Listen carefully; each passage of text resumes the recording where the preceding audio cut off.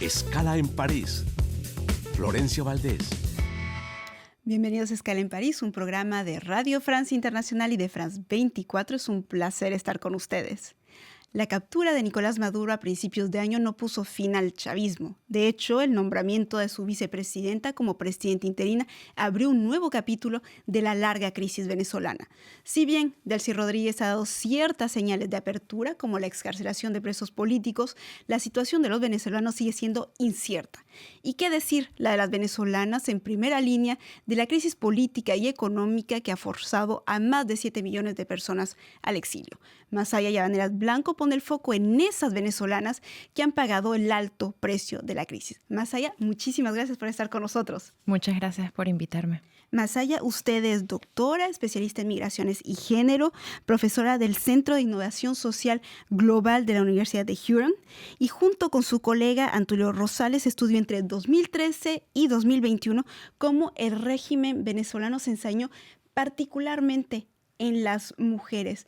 Ustedes hablan de depredación. ¿Por qué hablan de depredación?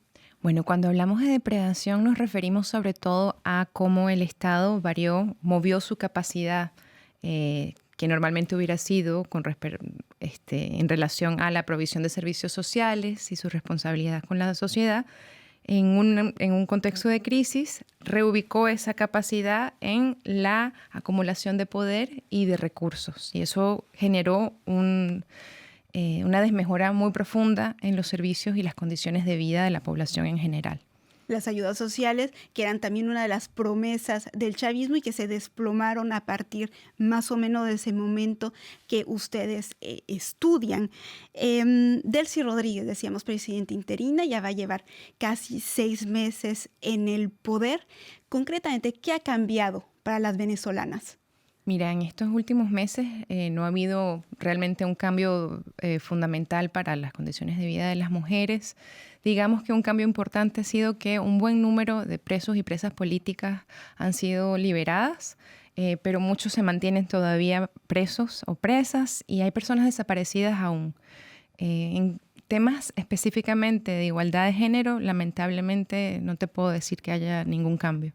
Que esto también depende de la situación económica, que vio un pequeño repunte en 2024, pero bueno, estamos en una secuencia larguísima para los venezolanos y las venezolanas de crisis económica. Sí, de mucho agotamiento. Esta crisis económica, usted documentó que tiene, usted y su colega, que tiene sesgo de género.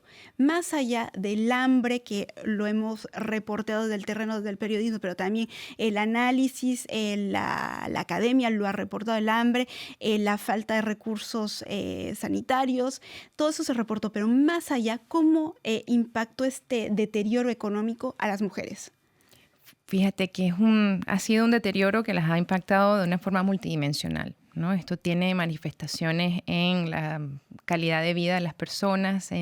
Uno de los cambios más dramáticos que hemos visto es que se ha reducido mucho la participación de las mujeres en el mercado de trabajo remunerado. Más del 50%, más o menos. Ha bajado significativamente. Pasamos de ser un país que tenía una participación laboral de las mujeres bastante alto a ser uno de los países con la participación laboral más baja. Eso tiene que ver con que las mujeres están usando el tiempo, entre otras cosas, para satisfacer las necesidades que el Estado no satisface.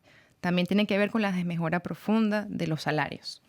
Y si resumimos, en esta década que usted estudia, pues las mujeres regresaron a la casa para ocuparse de las tareas, no simplemente domésticas, pero tareas de supervivencia. De supervivencia, y no solo dentro de los hogares, sino también a nivel comunitario. Es importante pensar también que estas cosas ocurren a nivel de las familias, pero también a nivel de las comunidades, ¿no? Los vecinos, las vecinas, las personas mayores que a lo mejor rodean a los distintos sujetos, incluso niñas y niños, ¿no? Que hay que atender o servicios que hay que suplir. Porque y en este panorama que ustedes documentan, la maternidad ha sido específicamente frágil, porque por un lado el régimen venezolano pone o expone la maternidad y dice que es fundamental, una pieza fundamental para la nación, para decirlo así, y al mismo tiempo no le ofrece los medios para tener una maternidad serena con el seguimiento médico o la no maternidad, porque eso también usted lo documenta, como todo es la salud reproductiva, se desplomó. Tal cual.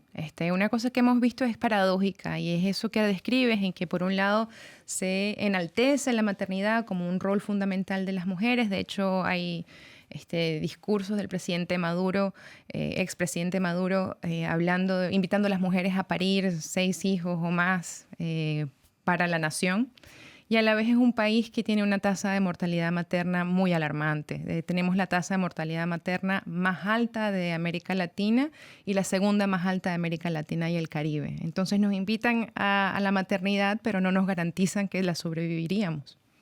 Y justamente también se ha documentado mucho la migración, lo decíamos, 7 millones de venezolanos que han tenido que salir del país, muchísimas venezolanas en condiciones de pobreza, sin pasaporte y muchas veces justamente con esos hijos a cuestas.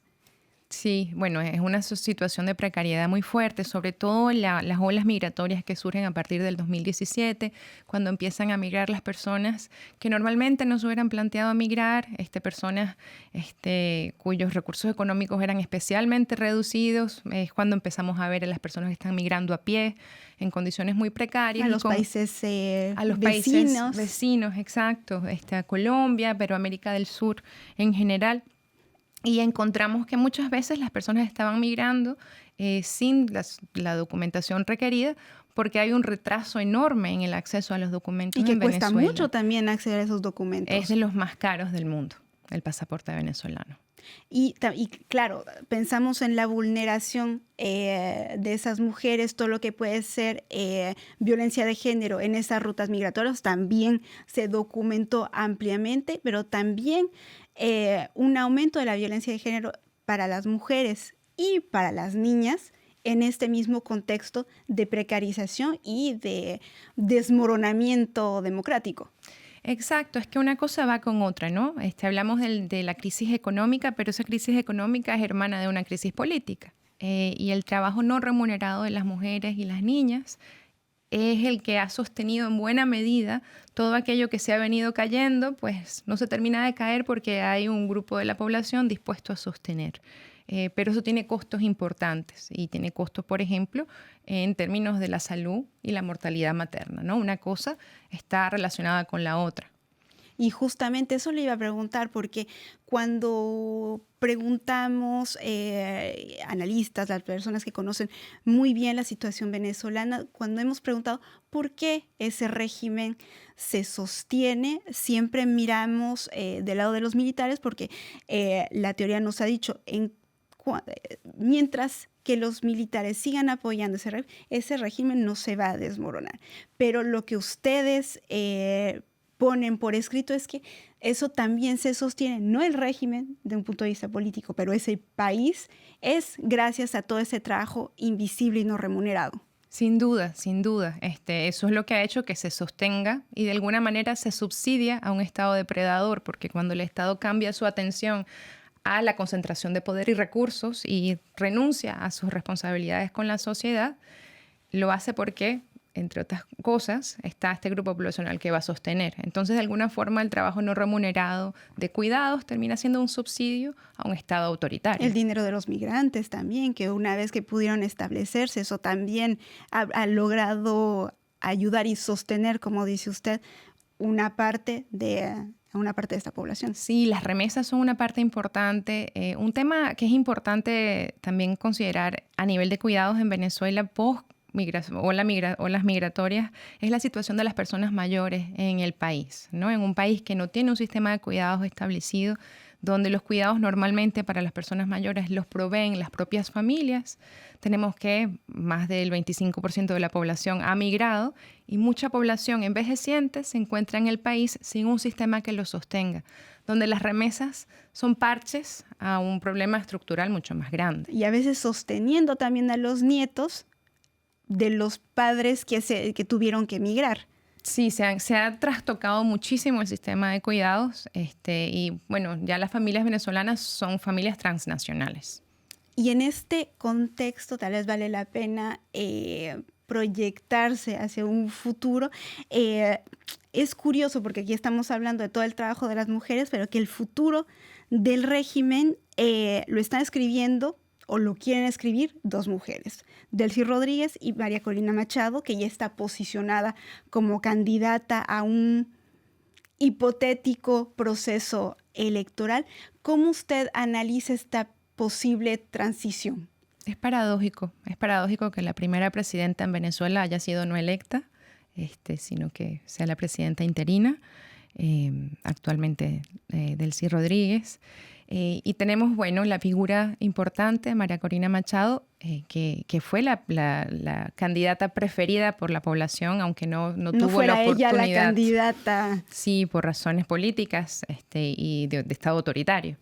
Pues es paradójico, lamentablemente no hay una agenda de género clara que garantice un interés directo en la equidad de género en el país. En este momento, sin embargo, lo más importante para nosotros pensar es en la democratización, en la oportunidad de hacer de esta transición un momento democrático. No lo vemos claro, pero es una oportunidad importante.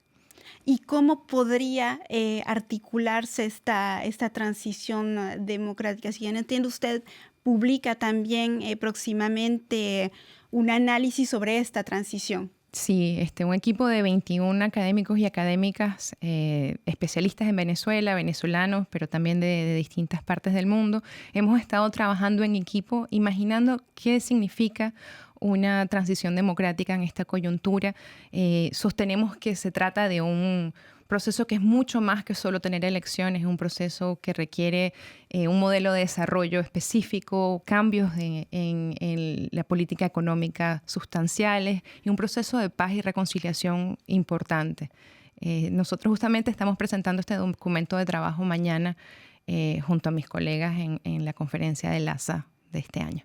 3 ingredientes efectivamente que requieren un largo trecho. Así es. Masaya Llavanera, muchísimas gracias por haber estado con nosotros. Usted es doctora especialista en migraciones y género, profesora en la Universidad de Houston. Muchísimas gracias. Gracias a ti.